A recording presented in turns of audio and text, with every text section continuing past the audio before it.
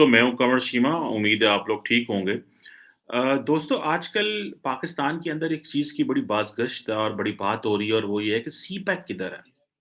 मैं देख रहा था कि सेनेट के अंदर ये बहस हुई पाकिस्तान का जो अपर हाउस है जिसको हम सेनेट बोलते हैं, वहाँ पे ये बात हुई कि जो सी-पैक है वो 2 वजूहात की बिना पे उसके चैलेंजेज़ आए हैं। एक तो कोविड-19 की वजह से इन्वेस्टमेंट कम हो गई और 10% जो इन्वेस्टमेंट है वो कम हुई है। यानी कि आप ये समझ लें कि वो जो कोविड से पहले की सिचुएशन थी, उसके बाद पाकिस्तान में वो चाइनीज़ इन्वेस्टमेंट नहीं आई। दूसरा ये है कि जो पिछली हुकूमत थी, उसने इंटरेस्ट नहीं लिया है, ख़ास तौर पे सी-पैक के मामलात में और सारा सी-पैक स्लो हो गया। थर्ड पॉइंट है कि एक सी-पैक अथॉरिटी बनाई गई थी, जिसकी वज़ह से मज़ीद कन्फ्यूज़न जो है वो हो गई थी। अब ये ज़ाहिर बात है एक इम्पोर्टेंट चीज़, अब बहुत सारे लोगों को अगर मैं बताऊँ कि जो सी-पैक का मकसद क्या था? सीपेक का मकसद ये था कि पाकिस्तान का वो इंफ्रास्ट्रक्चर जो कि डिप्लीट हो चुका है, जो कि ख़त्म हो रहा था, जिसकी हमें ज़रूरत थी अपनी इकोनॉमी को मज़बूत करने के लिए, वो इंफ्रास्ट्रक्चर चाहिए था। हमें मॉडर्न ट्रांसपोर्टेशन चाहिए थी, हमें मॉडर्न नेटवर्क्स चाहिए थे, हमें एनर्जी प्रोजेक्ट्स चाहिए थे, हमें स्पेशल इकोनॉमिक ज़ोन्स चाहिए थे, ताकि हम जो है उसके ऊपर काम कर सकें। आज भी जब मैं अगर सी-पैक के ऊपर रिसर्च करने लगूँ और मैं देखने लगूँ कि कहाँ पर के किन-किन लोगों ने क्या लिखा है, तो आप हैरान होंगे ये सुन के कि सी-पैक के बारे में कोई अच्छी खबर आपको नज़र नहीं आएगी। हालाँकि सी-पैक तो पाकिस्तान ने इसलिए बनाया था ताकि दुनिया को ये बताएँ कि ये जो दहशतगर्दी की जंग के बाद पाकिस्तान में बिज़नेस एक्टिविटी दोबारा शुरू हो गई है, पहली बात। दूसरी बात ये है कि we are back to track. तीसरी बात, there is stability in the country. चौथी बात ये है कि we can convince the new investors to come in Pakistan and invest, यहाँ पे इन्वेस्ट करें। और पांचवा ये है कि हम फॉरेन डायरेक्ट इन्वेस्टमेंट का एक मुंह खोल दें ताकि लोगों को पता चले। लेकिन यहाँ पे जो ब्यूरोक्रेटिक एनवायरनमेंट है वो इतना स्लो है। मैं कल किसी से मिल रहा था, एक फॉरेनर से, तो उनसे बात हुई और उन्होंने कहा, I won't name the country definitely, क्योंकि वहाँ किसकी कंपनी थी। उन्होंने कहा वो कंपनी पाकिस्तान आने चाह रही थी, उनके मुल्क की कंपनी जो है, लेकिन प्रॉब्लम क्या हुआ कि यहाँ पे ब्यूरोक्रेसी वाज़ सो अनरिस्पॉन्सिव कि वो अब थाईलैंड में अपना बिज़नेस कर रहे हैं और वो कह रहे थे कि वो it was something related to agriculture के रिलेटेड चीज़ थी। तो वहाँ से वो बैठ के चीज़ें ऑपरेट कर रहे हैं और बजाय इसके वो समझते हैं कि, और वो कह रहे थे it was something related to Muslim, कुछ हलाल चीज़ों के बारे में था, बिकॉज़ उनको पता है जी पाकिस्तान बड़ा चैंपियन है, मुसलमानों का बना हुआ, तो शायद उनको बड़ी मिसअंडरस्टैंडिंग हो गई। So this is where do we stand के आपका वो। सो जब इसके ऊपर आप लिटरेचर देखें कि कल सेनेट की बॉडी को बताया गया पाकिस्तान में कि अभी सी-पैक वाले कोई हालात नहीं है, मामलात जो हैं वो बड़े ख़राब हैं।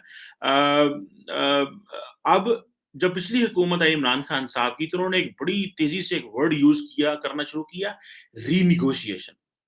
अब ये जो रीनेगोशिएशन थी ना, इसने पकड़ के चाइनीज़ को भी हिला के रख दिया और सारे के सारे सी-पैक का जो है ना, पंजाबी कहते हैं पठा था। अच्छा, मैंने इसके ऊपर थोड़ा लिटरेचर समझने की कोशिश की, देखने की कोशिश की, तो मुझे एक रिसर्च पेपर मैं देख रहा था कि जो जर्मन मार्शल फंड है ऑफ द यूनाइटेड स्टेट्स, उन्होंने एक पेपर इसके ऊपर छापा और कि जी CPEC is dead, long live CPEC. और ये that is available in the JSTOR and all that. So मैं जस्ट इसको मैं बड़ी लंबी रिसर्च रिपोर्ट है 12-14 सफ़े की, लेकिन इसमें वो जो टेक्निकली वो जो सेंट्रल क्रक्स है वो सही बताते हैं। कि पाकिस्तान में, क्योंकि जब से पाकिस्तान के अंदर तहरीक-ए-इंसाफ की गवर्नमेंट आई, जिसका जॉब ये था कि वो मिलके काम करेंगे, और पता ये लग रहा था कि जो एस्टेब्लिशमेंट एंड इमरान खान की बड़ी अच्छी यारी, वो कहते हैं गूढ़ी यारी है, तो बड़ा काम होगा और बड़ी तरक्की होगी और मुल्क जो है ना, अब क्योंकि अब करप्शन नहीं होगी, क्योंकि अब मुल्क में बड़े जानदार लीडर आ गए हैं, अब मुल्क के अंदर, पाकिस्तान के अंदर एक इस तरह का लीडर आ गया जो करप्ट नहीं है, जो पानी की आधी बोतल भी नहीं छोड़ता। इस तरह की जो हमारे यहाँ पे लोग जिसे कहते हैं ना वो बादशाह की तारीफ़ें करने में हमारे लोग मसरूफ़ रहते हैं, वो अब वो नहीं होगा।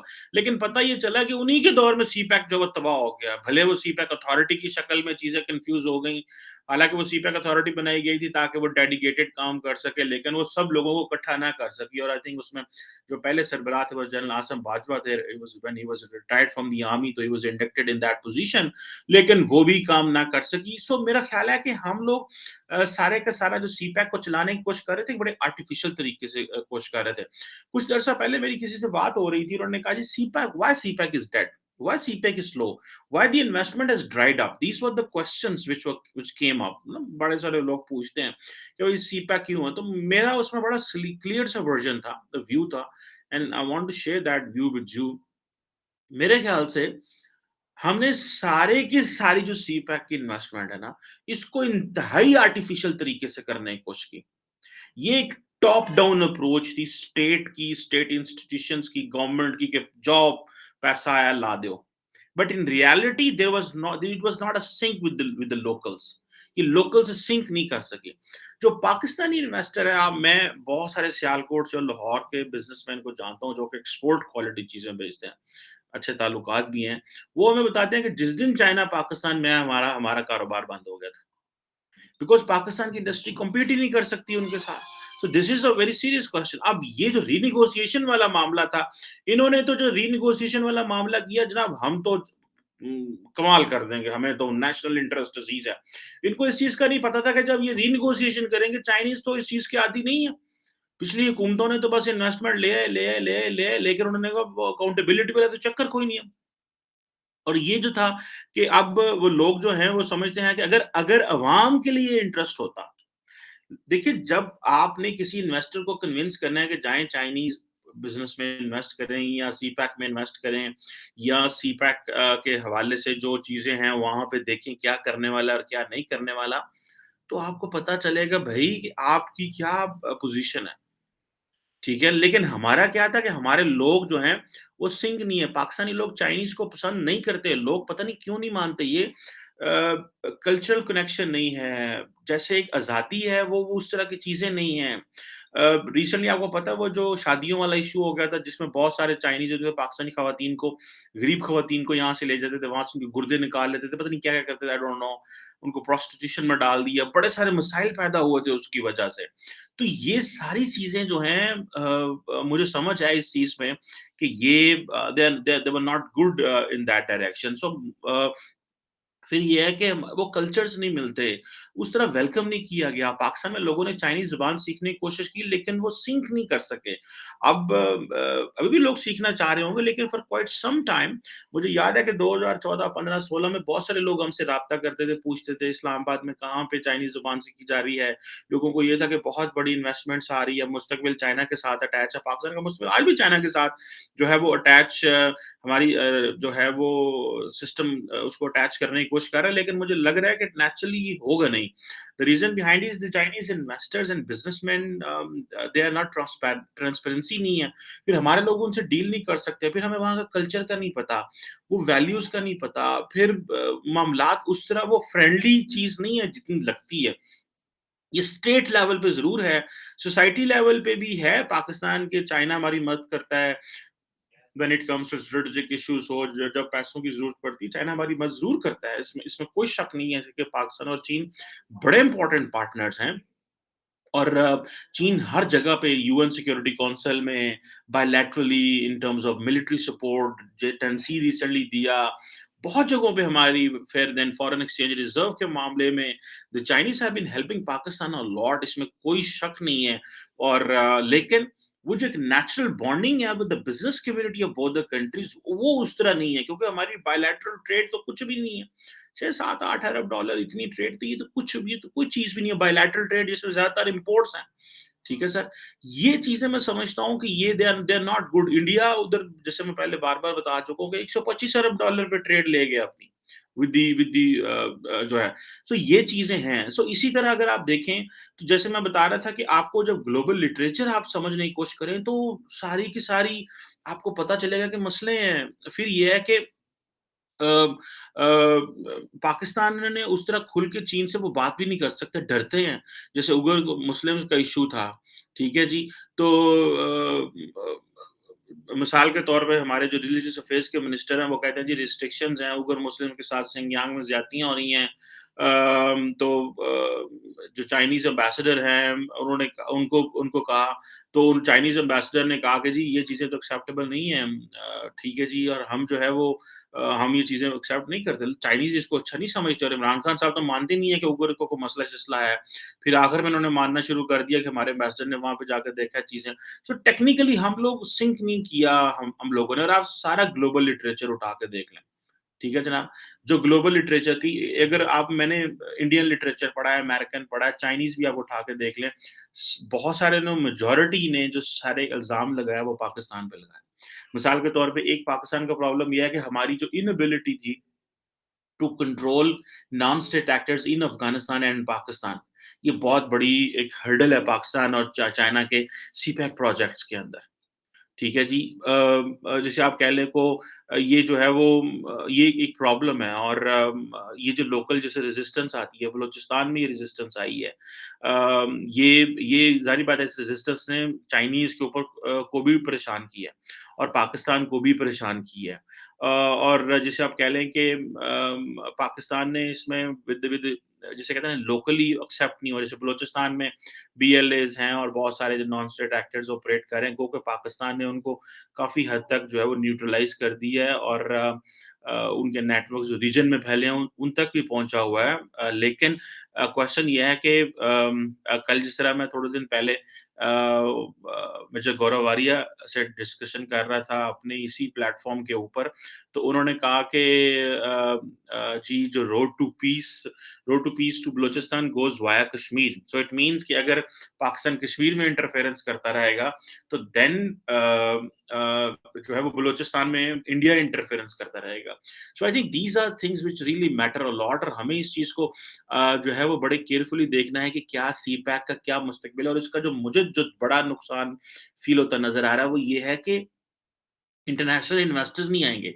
मैं बहुत सारे जब फ़ॉरेनर्स से मिलते थे, तो वो एक चीज़ कहते थे कि why Pakistan gives so much preferential treatment to India China, लेकिन हमें नहीं देते वो।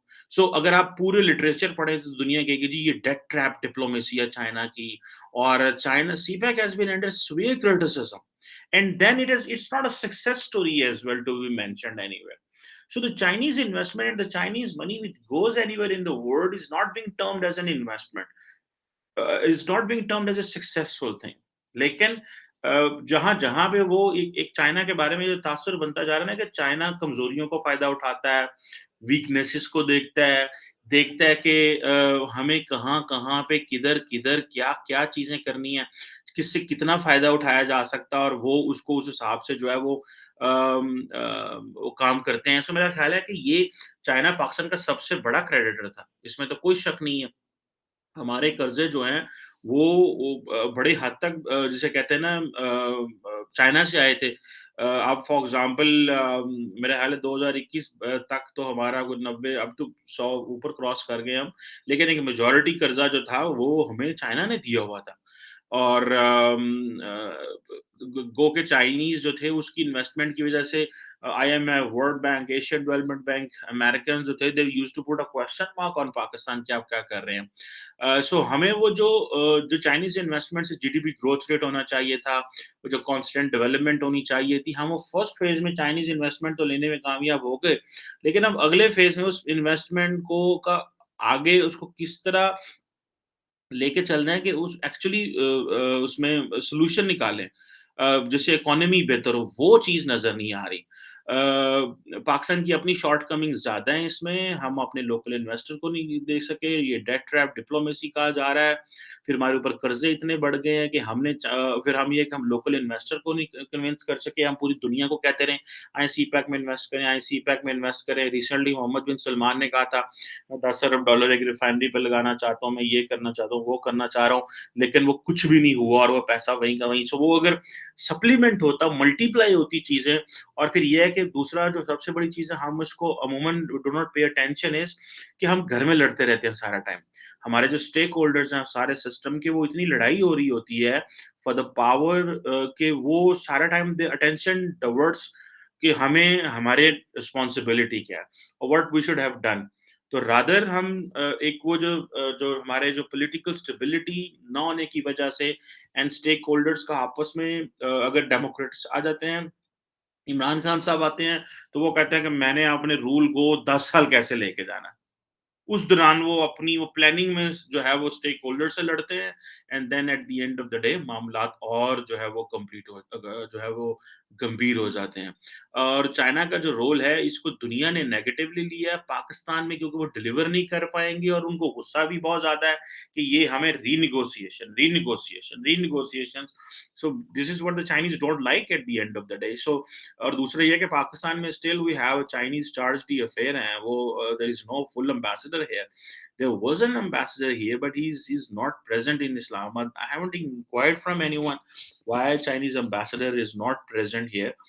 उसका टेन्योर आई थिंक कंप्लीट नहीं हुआ था, लेकिन एक इस वक्त जो खातून है चार्ज दी अफेयर है, तो फुल एम्बेसडर भी नहीं है। बट एनी हाउ बजाय से कि हम चाइनीज को ये कहते रहे कि भाई हमारी मदद करें या हमें एंगेज करें, हमारी सारी लीडरशिप वहाँ जा रही है और चाइनीज़ एम्बेसी जाती है, बिकॉज़ वहाँ पे चाइनीज़ पे जो थ्रेट हमले हो रहे हैं, वो उनको ज़ाहिर बात है वो भी उनको बड़ा बुरा लग रहा है और गुस्सा आ रहा है और वो कह रहे हैं भई ये तुम क्या कर रहे हो? ठीक है? So I think these are things which are very important and that's why I was talking and thinking is CPEC dead और स्लो? ये बड़ा इंपॉर्टेंट क्वेश्चन है because this question will determine the future of investment in Pakistan. Let's see what comes out in coming years. यहाँ ये हुकूमत जो है, ये अगली हुकूमत जो है, वो मोमेंटम बरकरार रखने में कामयाब होती है कि नहीं? Thank you very much.